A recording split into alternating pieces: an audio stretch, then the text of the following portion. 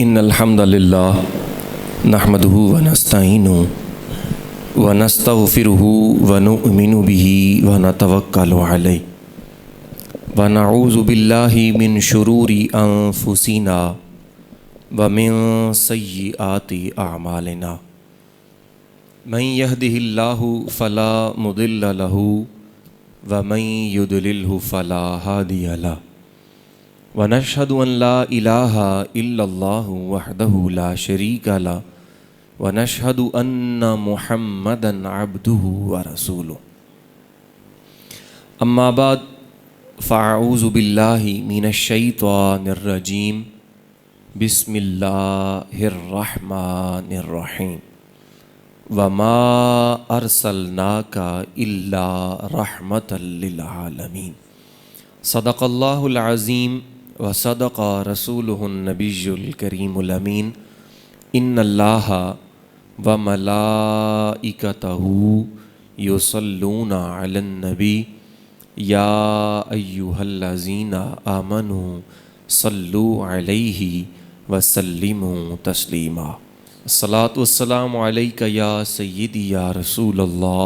تو اللہ جل وعلا نے اپنے نبی حضرت سیدنا کلیم اللہ علیہ السلام، حضرت سیدنا کلیم اللہ موسیٰ کلیم اللہ علیہ السلام، آپ سے فرمایا کہ اے موسیٰ کیا تم چاہتے ہو کہ میں تمہارے قریب ہو جاؤں؟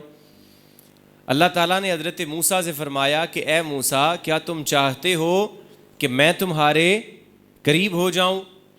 اور قریب بھی کتنا؟ فرمایا کہ کیا تم یہ چاہتے ہو کہ میں تمہاری روح سے بھی زیادہ تمہارے قریب ہو جاؤں؟ تو عرض کرتے ہیں جی باری تعالیٰ میں یہ چاہتا ہوں کہ تو میرے قریب ہو جائے، یعنی یہ نہیں کہا کہ موسیٰ تم میرے قریب، نہیں، فرمایا میں تمہارے قریب ہو جاؤں، کیا تم یہ چاہتے ہو؟ جی باری تعالیٰ میں یہ چاہتا ہوں۔ تو اللہ رب العالمین نے پھر وہ نسخہ بتایا جو نسخہ امت مسلمہ کے لیے باعث فخر ہے کہ اللہ جل وعلا نے ارشاد فرمایا اے موسیٰ اگر تم چاہتے ہو کہ تمہارا پروردگار تمہارے قریب ہو جائے تو اس کا نسخہ یہ ہے کہ تم پھر محمد مصطفیٰ کی ذات گرامی کے اوپر درود و سلام پڑھو۔ تم محمد مصطفیٰ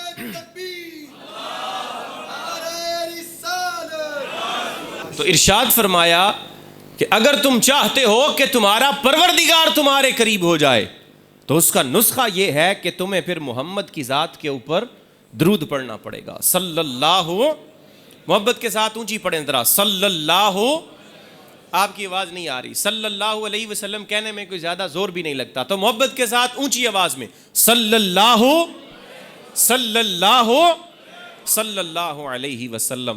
یہ حضور کے اوپر حضور کی ذات کے اوپر درود پڑھنے کے فوائد ہیں۔ تو جب بھی حضور کا نام نامی اسم گرامی آئے تو پھر جھوم کر حضور کی ذات پہ درود پڑھا کریں۔ میں بات کو آگے بڑھا رہا ہوں، میں نے جو آیہ کریمہ آپ کے سامنے تلاوت کی ہے وہ سورہ انبیاء کی آیت نمبر 107 ہے۔ تو اللہ جل وعلا نے ارشاد فرمایا وما ارسلناک الا رحمۃ للعالمین۔ حضرت امام ابو عبداللہ محمد بن ابو بکر القرطبی رحمۃ اللہ تعالی علیہ اپنی تفسیر الجامع لاحکام القرآن کے اندر اس بات کو بیان کرتے ہیں، کہتے ہیں کہ وما ارسلناک الا رحمۃ للعالمین کے اندر یہ جو رحمت کا لفظ ہے نا، رحمتن، یہ جو رحمت کا لفظ ہے یہ منصوب واقع ہو رہا ہے، اس کے اوپر دو زبریں ہیں، یہ منصوب واقع ہو رہا ہے تو یہ مفعول لہو بنے گا۔ یہ کیا بنے گا؟ مفعول لہو، مفعول لہو بنے گا۔ جب میں اس کا ترجمہ کروں گا تو آپ کو سمجھ آ جائے گی۔ تو امام قرطبی نے فرمایا کہ وما ارسلناک الا رحمۃ للعالمین میں رحمتن یہ مفعول لہو واقع ہو رہا ہے۔ اب جب مفعول لہو واقع ہو رہا ہے تو اس کا ترجمہ کیا ہوگا؟ اس کا ترجمہ پھر ہم یوں کریں گے کہ وما ارسلناک الا رحمۃ للعالمین، گویا اللہ رب العالمین قرآن کے اندر یہ پیغام دے رہا ہے کہ اے کائنات کے رہنے والوں، ہم نے اپنے حبیب صلی اللہ علیہ وآلہ وسلم کو اپنی رحمت کا ذریعہ وسیلہ اور سبب بنا کر دنیا کے اندر بھیج دیا ہے. اب کائنات میں رہنے والا کوئی بھی انسان اگر اللہ رب العالمین کی رحمت کو تلاش کرنا چاہتا ہے, اگر وہ اللہ رب العالمین کی رحمت کا متلاشی بننا چاہتا ہے, تو پھر اسے ادھر ادھر جانے کی ضرورت نہیں ہے, بلکہ وہ در مصطفیٰ پر آ جائے, اللہ رب العالمین اسے ساری رحمتیں عطا فرما دے. اللہ نعرہ رسالت, نعرہ تحقیق, اچھا. جشن عید میلاد النبی. تو فرمایا کہ اگر تم میری رحمت کو تلاش کرنا چاہتے ہو تو میری رحمت کا سبب, ذریعہ اور وسیلہ وہ ذات مصطفیٰ ہے صلی اللہ علیہ وسلم. یہ حضور علیہ الصلوۃ والسلام کی ذات مبارکہ ہے, اور یہی وجہ ہے کہ جان رحمت صلی اللہ علیہ وآلہ وسلم کے یہ ارشادات مختلف الفاظ کے ساتھ احادیث نبویہ کے اندر منقول ملتے ہیں کہ جان کائنات صلی اللہ علیہ وآلہ وسلم نے فرمایا انما انا قاسم واللہ یعطی, اور ایک روایت میں ہے انما انا القاسم واللہ معطی, اور کہیں پر فرمایا اللہ هو المعطی وانما انا قاسم, جس کا مطلب یہ بنتا ہے کہ اللہ رب العالمین عطا فرماتا ہے اور مصطفیٰ کریم صلی اللہ علیہ وآلہ وسلم تقسیم کرتے ہیں. اب یہاں پر نا کچھ لوگ مغالطے میں ڈال دیتے ہیں, انہیں یہ حدیث پڑھ کر سناؤ نا تو وہ یہ کہتے ہیں جناب دیکھیں جی امام بخاری نے تو اس کو کتاب العلم کے اندر لکھا ہے, تو اس کا مطلب یہ جو تقسیم کی جانے والی چیز ہے یہ صرف علم ہے, اس کے علاوہ اور کچھ نہیں ہے. تو امام بخاری کا اسلوب ہے وہ ترجمۃ الباب قائم کرتے ہیں, اور جو اس کے متعلقہ حدیث ہو وہ ہر جگہ پر آپ تحریر کر دیتے ہیں. اب ایک جو حدیث مبارکہ ہے بنی الاسلام علی خمس, کہ اسلام کی بنیاد 5 چیزوں پر ہے. امام بخاری علیہ رحمہ نے اس کو عقائد کے باب میں بھی لکھا, نماز کے باب میں بھی لکھا, روزے کے باب میں بھی لکھا, حج کے باب میں بھی لکھا, زکوٰۃ کے باب میں بھی لکھا. تو ہر جگہ پر امام بخاری کا یہ استدلال کا طریقہ ہے, اسلوب ہے. تو اسی لیے جان کائنات صلی اللہ علیہ وآلہ وسلم نے فرمایا نا انما انا قاسم واللہ یعطی, میں تقسیم کرنے والا ہوں, دینے والی ذات اللہ تبارک و تعالیٰ کی ہے. تو لوگوں نے مغالطے میں ڈال دیا کہ دیکھو جان رحمت صلی اللہ علیہ وسلم نے تو علم کے بارے میں فرمایا ہے, تو ہم پھر دوسری حدیث مبارکہ پیش کرتے ہیں جو کہ صحیح مسلم کتاب الزکوٰۃ باب النہی عن المسألہ کے اندر امام مسلم علیہ رحمہ نے نقل کی ہے. وہ کیا ہے کہ حضرت معاویہ رضی اللہ تعالیٰ عنہ سے مروی ہے کہ جان کائنات صلی اللہ علیہ وآلہ وسلم کو یہ فرماتے ہوئے سنا, مصطفیٰ نے فرمایا انما انا خازن فمن اعطیتہ عن طیب نفس فیبارک لہ فیہ. حضور نے فرمایا اللہ جل وعلا نے زمین و آسمان کے خزانوں کی چابیاں محمد مصطفیٰ کو عطا فرما دی ہیں. اب میں جس کو بھی دنیا و آخرت میں تقسیم کرتا ہوں تو اللہ رب العالمین اس میں برکتیں عطا فرما دیتا ہے. اللہ رب العالمین اس کو برکتیں عطا فرما دیتا ہے. اللہ نے مجھے زمین و آسمان کے خزانوں کی چابیاں عطا فرمائی ہیں. اسی لیے اللہ حضرت نے فرمایا نا رب ہے معطی, رب ہے معطی یہ ہے قاسم, رزق اس کا ہے کھلاتے یہ ہیں. رب ہے معطی یہ ہے قاسم, رزق اس کا ہے کھلاتے یہ ہیں. ان کے ہاتھ میں ہر کنجی ہے, مالک کل کہلاتے یہ ہیں. یہی وجہ ہے کہ اللہ رب العالمین نے اپنے حبیب کو مالک کل بنایا. تو حضور صلی اللہ علیہ وآلہ وسلم کی ذات مبارکہ سراپا رحمت ہے, حضور کی ذات مبارکہ سراپا رحمت ہے. تو جو بھی اس کائنات کے اندر موجود جتنی مخلوقات ہیں, صرف انسان نہیں بلکہ انسان ہو, حیوان ہو, اس کا تعلق نباتات سے ہو, جمادات سے ہو, حجر و شجر و حجر ہو, یا جنات ہوں, یا حشرات الارض ہوں, الغرض زمین کا ذرہ ذرہ اگر حضور صلی اللہ علیہ وآلہ وسلم کے در پر آ جائے تو آقا کی رحمت سے مستفید ہو جاتا ہے. حضور اسے اپنی رحمت کے گھونٹ عطا فرما دیتے ہیں. اور اسی لیے جان کائنات صلی اللہ علیہ وآلہ وسلم کا صحیح بخاری کتاب الاستقراض کے اندر اور کتاب الجمعہ کے اندر یہ روایت موجود ہے کہ جان کائنات صلی اللہ علیہ وآلہ وسلم نے ارشاد فرمایا ما من مؤمن الا وانا اولی بہ فی الدنیا والآخرہ. یہ حدیث مبارکہ جو اس محفل پاک میں موجود ہے, سنی مسلمان یہ ان کے لیے یہ ضروری ہے کہ اس حدیث مبارکہ کو اپنے پلو سے باندھ لو, اس کو اپنے دل کے اندر کہیں گم نہ کر دینا, اس کو کہیں پھینک نہ دینا, اس حدیث کو اپنے دل کی تختی کے اوپر نقل کر لینا کہ جان کائنات نے ارشاد فرمایا ما من مؤمن الا وانا اولی بہ فی الدنیا والآخرہ, کہ دنیا کے اندر کوئی بھی ایسا مومن نہیں ہے, کوئی بھی ایسا مومن نہیں ہے کہ محمد مصطفیٰ جس کی جان سے بھی اس کے زیادہ قریب نہ ہو. حضور ہر بندے کی جان سے بھی زیادہ قریب ہیں, ہر مومن کی جان سے بھی زیادہ قریب ہیں. اور صرف دنیا میں ہی نہیں بلکہ حضور نے فرمایا دنیا میں بھی حضور قریب ہیں اور آخرت میں بھی حضور قریب ہیں. تو اب جو بندہ حضور کو اپنے قریب سمجھتا ہے نا, جو بندہ حضور کو اپنے قریب سمجھتا ہے وہی حضور علیہ الصلوۃ والسلام کو رحمت للعالمین کے حقیقی مفہوم کے ساتھ تسلیم بھی کرتا ہے. یہی وجہ ہے کہ امام رازی علیہ الرحمہ نے, امام فخر الدین رازی علیہ الرحمہ تفسیر کبیر کے اندر تحریر فرماتے ہیں کہ اللہ جل وعلا نے حضور جان کائنات صلی اللہ علیہ وآلہ وسلم کو رحمت بنایا تو رحمت کا انداز یہ ہے کہ حضور سرور کونین صلی اللہ علیہ وآلہ وسلم دین میں بھی اللہ کی رحمت ہیں اور دنیا میں بھی اللہ کی رحمت ہے. صرف دینی معاملات میں نہیں بلکہ دین میں بھی اللہ کی رحمت ہے اور دنیا میں بھی اللہ کی رحمت ہے. دین میں ایسے رحمت ہے کہ جب اللہ جل وعلا نے آپ کو مبعوث فرمایا, جب آپ کو دنیا کے اندر تخلیق کر کے دنیا کے اندر یہ رسالت کا مقام عطا فرما کر بھیج دیا, اس وقت لوگ جہالت اور گمراہی کا شکار تھے. اہل کتاب میں سے یہود و نصارہ اپنے دین کے معاملات میں خلط ملط ہو چکے تھے, ان کی کتابوں کے اندر تبدیلیاں آ چکی تھیں, ان کے لیے حق کو تلاش کرنے کا کوئی ذریعہ نہ بچا تھا. وہ حق کو تلاش کرنا چاہتے تھے لیکن انہیں حق کہیں سے ملتا نہیں تھا.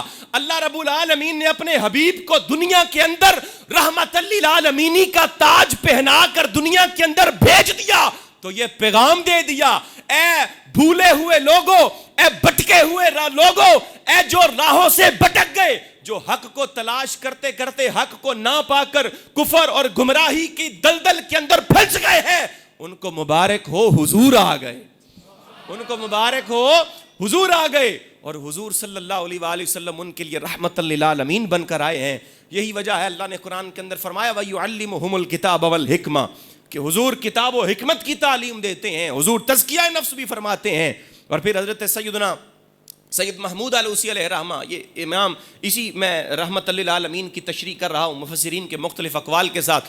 تو حضرت مولانا علامہ سید محمود علوسی رحمت اللہ تعالی علیہ آپ لکھتے ہیں کہ وما ارسلناک الا رحمت للعالمین میں جو اللہ رب العالمین نے فرمایا نا کہ ہم نے اپنے حبیب صلی اللہ علیہ وآلہ وسلم کو رحمت للعالمین بنا کر بھیجا ہے, تو اس کا معنی کیا ہے؟ آپ اس کا معنی کرتے ہوئے لکھتے ہیں, فرماتے ہیں کہ اللہ رب العالمین یہ فرمانا چاہتا ہے کہ اے نبی صلی اللہ علیہ وآلہ وسلم, ہم نے آپ کو اس لیے دنیا کے اندر بھیجا ہے تاکہ آپ تمام جہانوں کے اوپر اپنا رحم جاری فرما دیں, آپ تمام جہانوں کے اوپر اپنا رحم فرما دیں. اور صرف اتنا ہی نہیں, اس رحمت کو کوئی بندہ صرف یہ نہ سمجھے کہ یہ رحمت صرف مومنین کے لیے ہے, بلکہ حضرت علامہ علوسی علیہ الرحمہ نے لکھا کہ حضور کی یہ رحمت مبارکہ, آقا کریم صلی اللہ علیہ وآلہ وسلم کی یہ رحمت مبارکہ جس طرح مومنین کے لیے ہے اسی طرح آقا کی یہ رحمت مبارکہ کافروں کے لیے بھی ہے.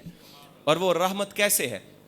اب آپ سوچتے ہیں کہ حضور کافروں کے لیے کیسے رحمت ہے, تو پھر آپ یہ دیکھیں کہ قرآن کے اندر کیا یہ موجود نہیں ہے وما کان اللہ لیعذبہم وانت فیہم, کیا آپ یہ روایات نہیں سنتے کہ اللہ رب العالمین ان کافروں کو, مشرکوں کو اور دیگر جو قرآن و سنت کی خلاف ورزیاں کرتے تھے, کتاب و سنت کی خلاف ورزیاں کرتے تھے, جو اپنے انبیاء کو جھٹلاتے, جو اللہ رب العالمین کے احکامات کی نافرمانیاں کرتے, تو ان کے لیے ان کے ساتھ سلوک یہ کیا جاتا کہ کبھی ان کے چہرے مسخ کر دیے جاتے, کبھی ان کو زمین کے اندر دسا دیا جاتا, کبھی ان کے دروازوں کے اوپر ان کے گناہوں کو لکھ دیا جاتا. لیکن جب آقا کریم صلی اللہ علیہ وآلہ وسلم دنیا میں تشریف لے آئے تو آقا کو اللہ نے رحمت للعالمین بنایا. اب حضور کی یہ رحمت کی ہی کا سبب ہے کہ اللہ رب العالمین نہ کافروں کی شکلیں تبدیل کر رہا ہے, نہ ان کے گناہوں کے بسبب ان کی شکلیں تبدیل کر رہا ہے, اور نہ ہی رب العالمین انہیں زمین کے اندر دسا رہا ہے, ان کے اوپر کوئی عذاب نہیں آ رہا.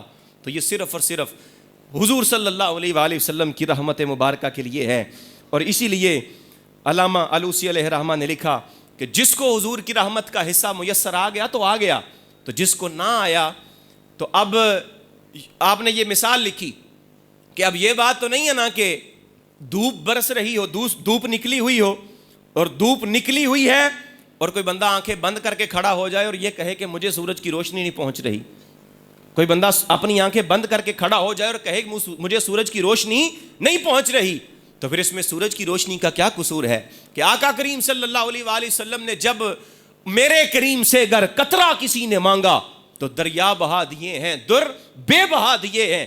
جب حضور کا دریائے رحمت جوش کے اندر آ جاتا ہے، پھر جو حضور کے در پر آتا ہے آقا اسی کی جھولی کو بھر دیتے ہیں۔ یہ حضور علیہ الصلوۃ والسلام کی رحمت مبارکہ ہے۔ علامہ ابن القیم نے مفتاح السعادہ کے اندر تحریر فرمایا کہ اگر اللہ نے اپنے حبیب صلی اللہ علیہ وآلہ وسلم کو دنیا کے اندر رحمت للعالمین بنا کر مبعوث نہ کیا ہوتا تو جہاں میں کوئی بھی چیز کسی کو نفع نہ پہنچاتی، جہاں میں کوئی چیز کسی کو نفع نہ پہنچاتی۔ فرمایا نہ کوئی نیک ہوتا، نہ کوئی روزی حاصل کرنے کے لیے جائز ذرائع کو تلاش کرتا، نہ کسی حکومت کا قیام ہوتا۔ لوگ درندوں کی طرح، جانوروں کی طرح ایک دوسرے کے اوپر حملہ کر دیتے، ایک دوسرے کے پاس جو کچھ بھی موجود ہوتا لوگ اس کو چھین کر کھا جاتے۔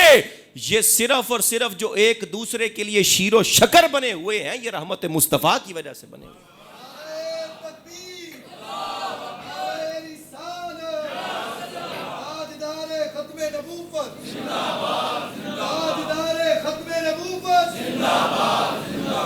تو دنیا کے اندر جتنے خیر ہیں، جتنی نیکیاں ہیں، وہ صرف اور صرف مصطفیٰ کریم صلی اللہ علیہ وآلہ وسلم کی رحمت کی وجہ سے ہیں۔ اسی لیے اقبال نے کہا ہو نہ یہ پھول تو بلبل کا ترنم بھی نہ ہو، چمنے دہر میں کلیوں کا تبسم بھی نہ ہو، یہ نہ ساقی ہو تو پھر میں بھی نہ ہو، خم بھی نہ ہو، خیمہ افلاک کا استادہ اسی نام سے ہے، نبض ہستی تپشا مادہ اسی نام سے ہے۔ تو اسی نام کے بسبب اللہ جل وعلا نے اس پوری کی پوری کائنات کو سکون بخشا اور اپنے حبیب صلی اللہ علیہ وآلہ وسلم کو رحمت بنا کر بھیجا۔ اب یہی وجہ ہے کہ جانے کائنات صلی اللہ علیہ وآلہ وسلم جس کا کوئی سہارا نہیں ہے اس کے سہارا مصطفیٰ ہے، جس کا چارہ کوئی نہیں ہے اس کے چارہ مصطفیٰ ہے۔ جو حضور کی بارگاہ میں آ کر سوال کا دستے سوال دراز کرتا ہے مصطفیٰ اس کو بھی عطا فرما دیتے ہیں۔ اسی لیے اور آپ یہ دیکھیں کہ ہمارے ہاں جب کسی کو تقسیم کیا جاتا ہے نا، تقسیم کرنے کا انداز یہ ہوتا ہے کہ جس کو اللہ نے قرآن کے اندر بیان فرمایا کلا بل لا تکرمون الیتیم، تم یتیموں کو دیتے ہو لیکن ان کی تکریم نہیں کرتے، عزت نہیں دیتے۔ یہ سیلاب زدگان ہے، ان کو دینے کے لیے لوگ راشن لے کر جا رہے ہیں لیکن جس طرح ان کو لائنوں میں لگا کر ذلیل کر رہے ہیں، کیا آپ نے یہ مناظر دیکھے ہیں؟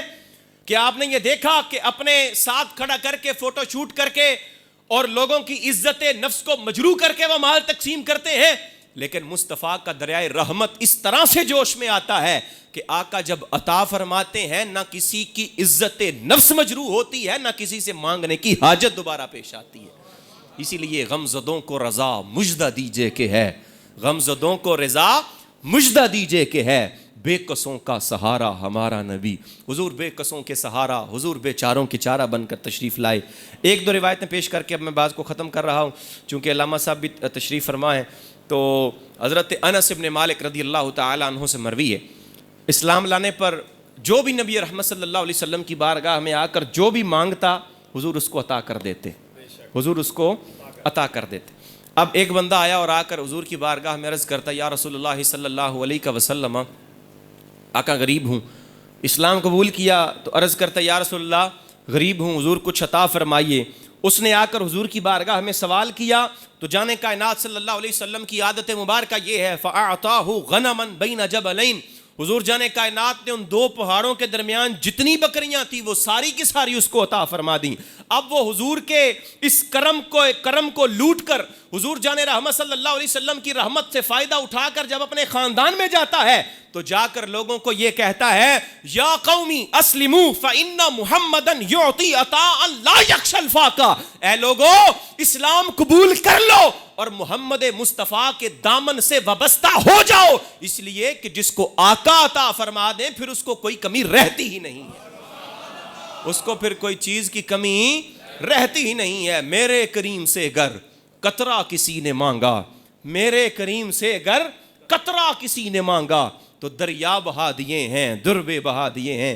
حضرت عمر ابن الخطاب رضی اللہ تعالیٰ عنہ حدیث مبارکہ کو بیان کرتے ہیں، شمائل ترمذی کے اندر یہ روایت موجود ہے کہ جانے کائنات صلی اللہ علیہ وسلم کے پاس ہوتا تب بھی عطا فرما دیتے، اور اگر آقا صلی اللہ علیہ وآلہ وسلم کے پاس اس وقت مال موجود نہ ہوتا، ورنہ تو اللہ نے اپنے حبیب کو شان یہ عطا فرمائی ہے کہ دو جہاں کی نعمتیں ہیں ان کے خالی ہاتھ میں، کہ حضور کا دامن تو ہر وقت بھرا ہوا رہتا ہے بس کوئی ایسا ہونا چاہیے جس کو حضور سے لینے کا طریقہ آتا ہو.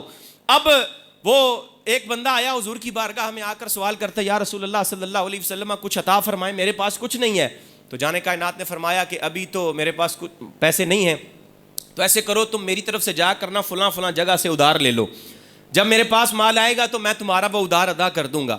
فاروق اعظم رضی اللہ تعالیٰ عنہ عرض کرتے ہیں یا رسول اللہ صلی اللہ علیہ وسلم, اب آپ کے پاس وہ بندہ مانگنے کے لیے آیا ہے, آپ کے پاس نہیں ہے, تو آقا اسے انکار کر دیں, حضور اسے منع کر دیں, اس لیے کہ آپ کے پاس نہیں ہے. اور جب بندے سے کوئی چیز مانگی جائے اور اس کے پاس وہ نہ ہو تو پھر وہ اس کا مکلف بھی نہیں رہتا, تو یا رسول اللہ آپ انکار کر دیں.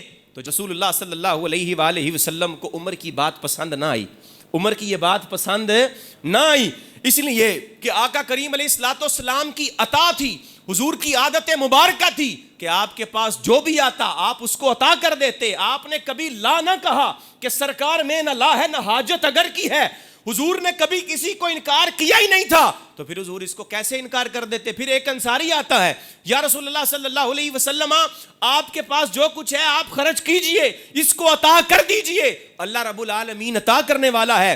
رسول اللہ کے چہرے کے اوپر تبسم آ جاتا ہے, آقا کریم صلی اللہ علیہ وآلہ وسلم کے چہرے پر خوشی کے آثار آئے تو مصطفیٰ نے جو کچھ بھی تھا اسے رابی کو عطا فرما دیا.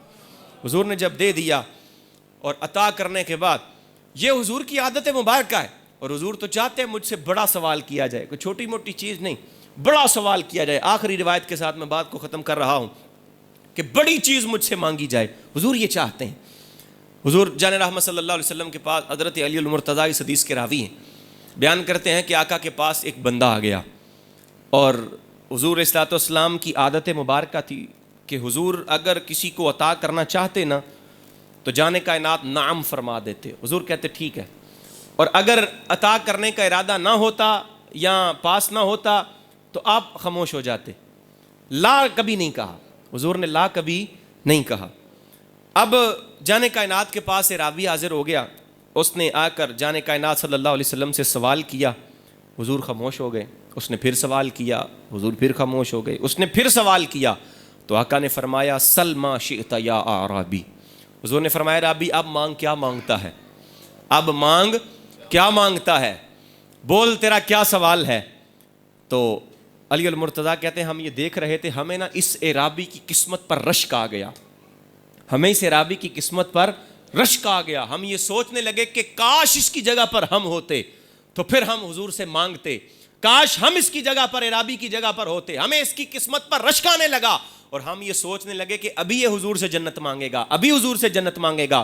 لیکن وہ جولی ہی میری تنگ تھی, کیا مانگتا ان سے, وہ تو کہتے ہی رہے مانگ ذرا اور بھی کچھ مانگ. اور سرکار کا در ہے, در شاہاں تو نہیں ہے کہ جو مانگ لیا سو مانگ لیا, اب اور بھی کچھ مانگ ہے. آج وہ مائل با عطا اور بھی کچھ مانگ. حضور نے کہا صحابی مانگ کیا مانگتا ہے, تو وہ آگے سے کہتا ہے یا رسول اللہ مجھے گھوڑا عنایت فرما دیں. تو جانے کائنات صلی اللہ علیہ وسلم نے گھوڑا تو عطا کر دیا, لیکن آپ نے فرمایا دیکھو کیسی عجب بات ہے کہ اس بندے کے اندر تو اتنی بھی اس سینس نہیں ہے کہ جس طرح بنی اسرائیل کی بڑھیا نے اللہ کے کلیم سے سوال کیا تھا اس طرح کا سوال ہی کر لیتا.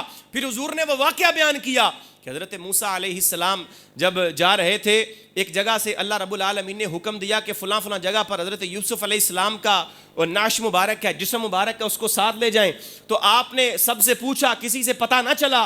ایک بڑھیا عورت تھی, اس کے پاس گئے اور بڑھیا عورت سے کہا کہ یہ مجھے چیز کا بتاؤ کہ ان کی قبر مبارک کہاں ہے, میں ان کا جسم ساتھ لے جانا چاہتا ہوں. وہ بڑھی عورت کہنے لگی اے نبی اللہ آپ جو مانگ رہے ہیں میں وہ آپ کو بتا تو دوں گی, لیکن اس کے بدلے میں میری بھی ایک شرط ہے. موسیٰ نے فرمایا کہ بتاؤ تمہاری کیا شرط ہے.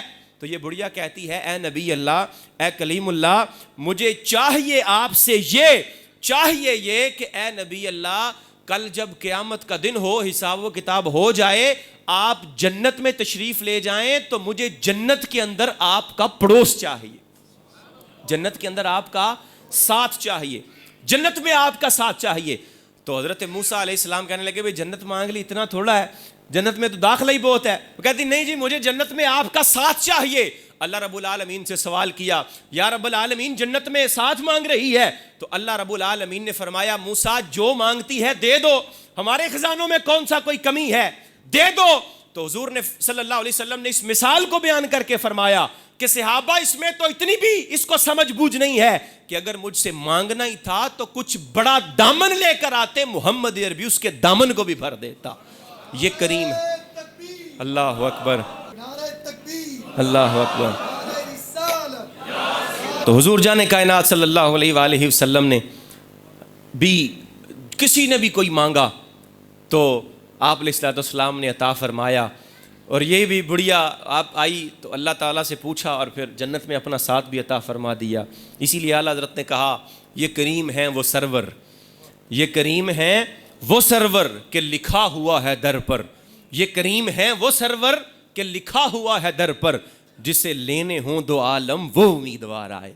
حضور کے دروازے پر آنا بھی ہے تو پھر خالی دامن، اپنا چھوٹا دامن لے کر نہ آؤ، اگر حضور کے در پر آنا ہے تو پھر بڑا دامن لے کر آؤ، اس لیے کہ آپ نے مانگنا ہے اپنی بساط کے مطابق، حضور نے عطا فرمانا ہے اپنی شان کے مطابق۔